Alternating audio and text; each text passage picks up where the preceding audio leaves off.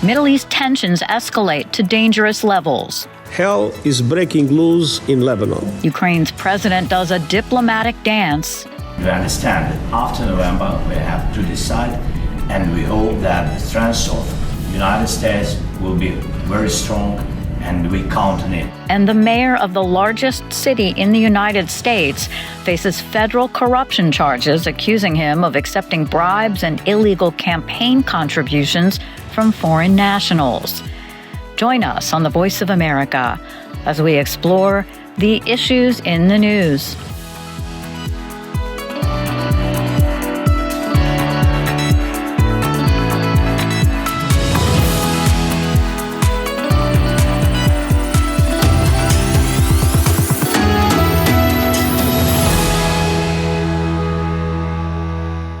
Hi, everyone. I'm Lori London in Washington.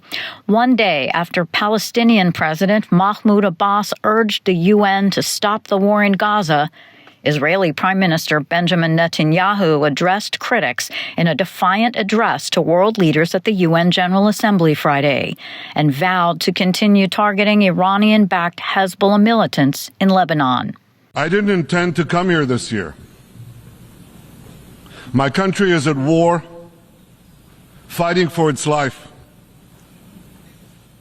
But after I heard the lies and slanders leveled at my country by many of the speakers at this podium, I decided to come here and set the record straight. Israel has dramatically escalated strikes, saying it's targeting Hezbollah's military capacities and senior Hezbollah commanders, and vowing it will no longer tolerate incoming daily rocket fire. And will continue degrading Hezbollah until all our objectives are met. Shortly after Netanyahu spoke, the Israel Defense Forces hit what they said is Hezbollah's headquarters in Beirut's southern suburbs. His leadership mired in conflicts on two fronts.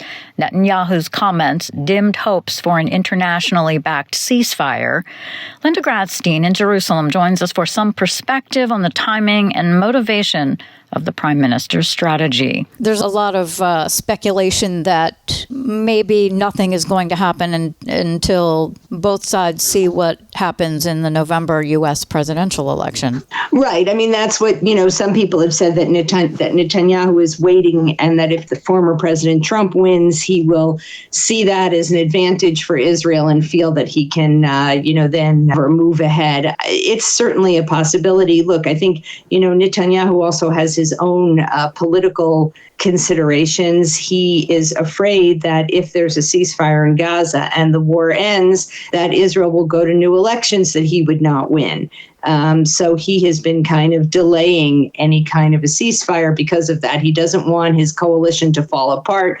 The right wing of his coalition has said that they will vote against a ceasefire in Gaza as well as any ceasefire in Lebanon. At the same time, I think there's a sense that nobody, whether it's Hezbollah, whether it's Lebanon, whether it's Israel, that nobody really wants another war. Hezbollah has very significant military capabilities, and if it becomes an all-out war with Israeli ground troops moving in, I think it's likely that there are going to be a lot of casualties on both sides. And I think that there's this sense that both Israel and Hezbollah are keeping just short of a full-scale war. Israel's not hitting Lebanese targets like infrastructure, power plants, things like that. Hezbollah has stepped up its rocket strikes on civilian areas, but except for one long-range missile, it has not struck Tel Aviv or the center of the country. So they're both kind of playing this game where they're upping the ante without going to a full-scale war. How is the general population in Israel, and of course the families of the hostages, how are they feeling about this new military operation as they've been for months calling for the priority to be a ceasefire in Gaza? We're not hearing much about that now. Well, certainly the hostage families have been very vocal, and they're very concerned that, Israel's focus will switch to the north and that the 101 hostages in Gaza probably fewer than half of which are alive, will be forgotten. And so they're trying to do all kinds of activities and press conferences and, to say to people, wait, we've still got these hostages in Gaza. I think that at the same time, the Israeli public is supportive of an operation in Lebanon because there are, 63,000 Israelis who left their homes, in the days after October 7th, when Hezbollah started firing on Israel and haven't been able to go back. As opposed to Gaza, when many of the people, especially in the cities near Gaza, have been able to move back to their homes. And except in some of the kibbutzim that were really destroyed, they now have alternative solutions. But the people in the north, they feel that the government has kind of abandoned them. So they feel that it's, finally the government is paying some attention to them. And I think that, a lot of Israelis feel the situation in which Hezbollah can just fire randomly whenever it wants on northern Israel is not acceptable, and that people should be allowed to move back to their homes. I mean, Israel has no territorial ambitions in Lebanon. It just wants the UN Resolution 1701, which calls for Hezbollah to move north of the Litani River. Which is about 13 miles from the border. It just wants that enforced. Linda Gradstein coming to us from Jerusalem. Thanks so much. Sure, thank you. And there are still growing concerns that further escalation in Lebanon could spiral into an all-out regional war. UN Secretary General Antonio Guterres. An all-out war must be avoided at all costs. It would surely be an all-out catastrophe. The people of Lebanon, as well as the people of Israel and the people of the world, cannot afford Lebanon to become another Gaza. Speaking to reporters on the sidelines of the UN General Assembly Friday, Secretary of State Antony Blinken said Washington has made it clear it believes the way forward is through diplomacy, not conflict. The path to diplomacy may seem difficult to see at this moment, but it is there, and in our judgment, it is necessary. And we will continue to work intensely with all parties to urge them to choose that course. He said the choices that all parties in the Middle East make in the coming days will determine which path the region takes and have profound consequences for years to come. Over 700 people have been killed in Lebanon this week, according to Lebanon's health ministry. I spoke with Bashir Ayoub, Oxfam's Lebanon country director, who says this latest emergency is deepening the existing challenges of the people in Lebanon. Basically, what is happening on the ground is a third of the country is basically too dangerous to access. So even if you had the intention to deliver aid or reach the communities that are in need, the Bekaa Valley in its entirety is extremely dangerous right now for movements, and the majority of the south of Lebanon is extremely, extremely dangerous. The strikes tend to be moving further north, and it's a little bit difficult to kind of guess where the next strike might happen. The biggest issue that we have had is the displaced populations that are moving in from the south. We got anecdotal information that some people started moving at 11 a.m. and they reached their final destination at 3 in the morning. There were hundreds of thousands of cars on the road, and there was also reported strikes on the road while they were moving. So currently you have a lot of public schools and public buildings that are housing the displaced population. Some Lebanese people have also opened their homes. We have to obviously have that in the context of a country that is in a full-fledged economic collapse, and people don't necessarily have the means to support their own families, but they have opened up their homes in order to help. And a lot of local organizations and international organizations like ourselves have been on the ground. So schools have closed. A lot of businesses have recommended that people do stay home. So earlier on, when the offensive first happened, the roads were completely packed throughout Lebanon just for people moving to safer locations.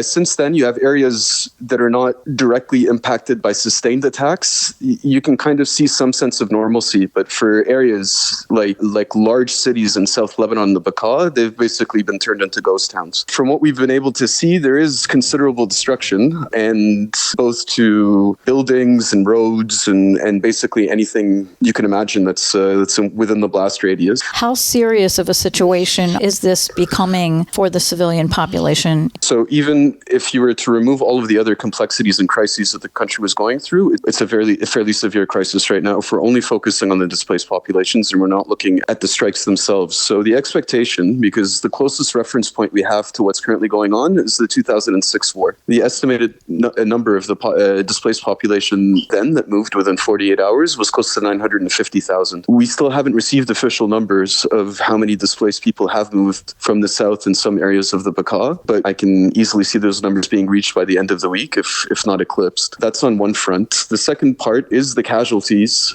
that unfortunately either were injured or passed away. It's the halfway mark or the halfway number of the entire 33-day war in 2006. So in terms of severity and in terms of how the country is able to cope with this type of crisis, like I mentioned earlier, there's an economic collapse. Our government is a caretaker government, so it kind of handcuffs them with what they're able to do and not do. They are responding to the best of their abilities, but there's very limited resources right now for everybody to respond in the manner that they would hope. The call for a ceasefire in Gaza, this has been by all parties, at least within Lebanon, have said if there's a ceasefire in Gaza, there will be a ceasefire in Lebanon, like all hostilities will end. So that is what is being discussed, and we clearly see that there's a correlation to it. There is a very clear link. It is taking on more of a regional scope, and this is a region that since many decades has struggled. Since the Beirut port explosion that took place a few years ago, we've been on a downward trajectory as an entire country. So whether that's services that were usually provided, the collapsing of the banking sector, the rapid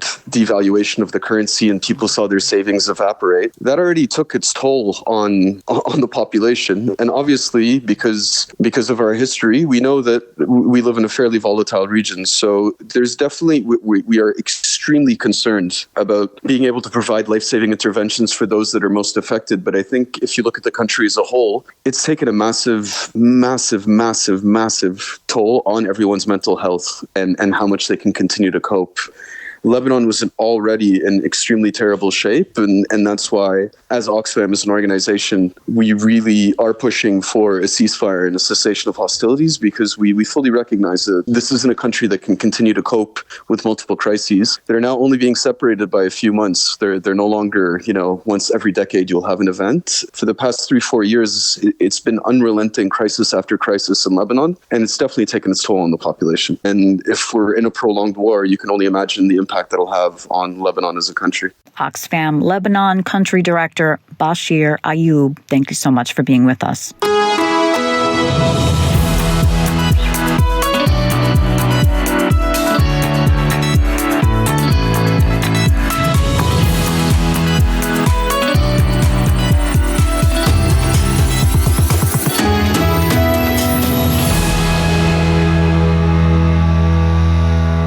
You're listening to Issues in the News. I'm Lori London. Turning to the other major conflict dominating the focus of world leaders at the UN General Assembly this week, Russia's continued invasion of Ukraine.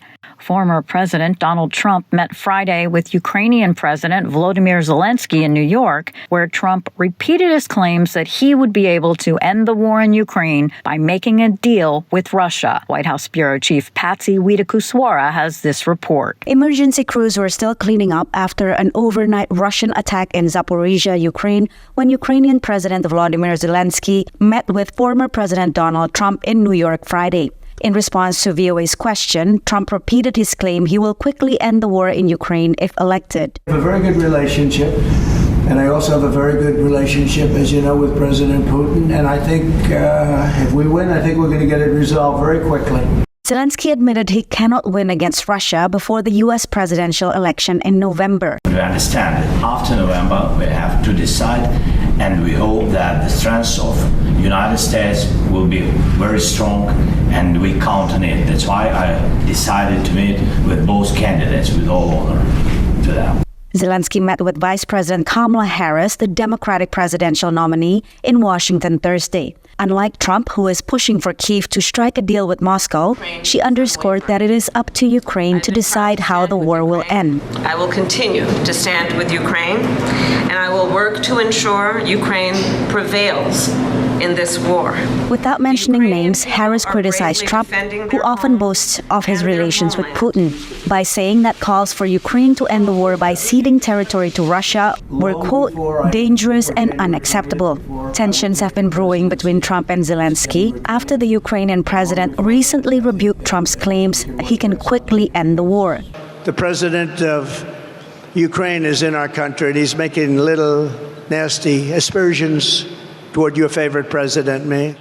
Earlier this week, Trump blamed Zelenskyy and the Biden administration for prolonging the war that followed Russia's invasion of Ukraine in February 2022, saying the United States could have made a deal instead of supporting Ukraine with weapons. Trump's claims created further anxiety not only in Kyiv but also in some European capitals. Ian Lesser, Distinguished Fellow at the German Marshall Fund of the United States, via Skype. They're very attuned to signs that somehow Washington will take a very different tack when it comes to policy on Ukraine and when it comes to how hard a stance to take with Moscow. Republicans are also angry over Zelenskyy's visit to an ammunition factory in Pennsylvania, a hotly contested battleground state in the November U.S. presidential election. They alleged it was a, quote, campaign event designed to help Democrats that amounts to election interference by Kyiv. Patsy Widakuswara, VOA News. I spoke with former U.S. Ambassador to NATO and current Distinguished Fellow with the Center for European Policy Analysis, Kurt Volker, for his take on Zelenskyy's address to the General Assembly, which included a plan for peace. The whole reason for this victory plan was to basically try to address the critique coming from Washington and to some degree from Berlin, arguing why they're asking for long-range weapons. Say, well, you don't really need those. The Russians already moved the aircraft. You're not going to hit anything with those. And it's escalatory. It runs the risk of widening the conflict and so on. So Zelenskyy wanted to put together a plan and say, look, it's part of a strategy. We actually have to win here. And here are the things that we need to do. And long-range weaponry is part of that. I don't think there was anything terribly new in any of these arguments. And as a result, I don't think the White House really changed their view in any way. I suppose if they were going to allow Ukraine to fire long range, they wouldn't make a big announcement about it anyway. They would probably just quietly lift restrictions and probably on a case-by-case basis. In your view, would these longer-range missiles that are able to strike targets deeper into Russia, do you think that they would deter or just stir things up and make them worse? Well, I think they would have an operational impact. So they would be able to hit fuel depots, ammunition depots. They would force the Russians to have more emphasis on protecting their own forces. So they would not be in as aggressive a posture. They'd have to be deploying aircraft from further back. So it would have a lot of operational implications. It would be beneficial. And then, of course, we do have this election looming that Donald Trump could return to the White House. There's a lot of consternation about that and concern from Zelenskyy that the U.S. support could go away. He's meeting with Donald Trump. No, I think that's good. I think especially after going to visit that ammunition plant in Scranton, it's good that he actually spent some time with Trump. And I think the overlay that I was thinking of is the Biden administration is concerned that Trump is arguing that the administration is risking getting us into World War III. And so they are therefore wanting to be cautious about any kind of announcements about long-range weaponry. That's where I was going with that. But in terms of the election itself, Trump has been seemingly in the last week or so drifting more and more towards a position of just saying cut off aid to Ukraine. He said, you may have seen, I saw it in a video clip, that Ukraine has lost, they've lost this territory, they lost so many lives, they should have taken a deal, they didn't. That's where he seems to be drifting to. It's not true. I was just in Ukraine last week. It's not lost. I think he said it was dead. Yeah, it's dead. It's not dead. It's incredibly dynamic. There's more traffic jams in Kyiv than there are in Washington. Volodymyr Zelenskyy said at the UN Security Council this week that Russia can only be forced into peace. I wonder what you think that means. Well, I think Zelensky's right about that. What I think that means is that Putin launched this war as an act of will. He wanted to do it. Until he stopped, he's going to keep going. So you need to actually have countervailing force to stop him, to force him to then negotiate a conclusion to the war. But until then, he's going to keep fighting and keep attacking. Again, back to the former president who could potentially be the next president again, he says Ukraine just needs to make a deal. They just basically meaning that Ukraine should give up part of its territory, and they're not going to do that. Well, even if they did, it wouldn't necessarily stop the war. That's the point, is that even if you gave Russia territory, does that mean they're going to stop? They have maximalist objectives of taking over the whole country. Right. It would seem like also they may have ambitions beyond Ukraine if they were to actually... If they got away with it, yeah. Right. They would certainly be looking at the Baltic states and maybe part of Poland and say, these all used to belong to Russia. They should again. Former U.S. Ambassador to NATO and current Distinguished Fellow with the Center for European Policy Analysis, Kurt Volker.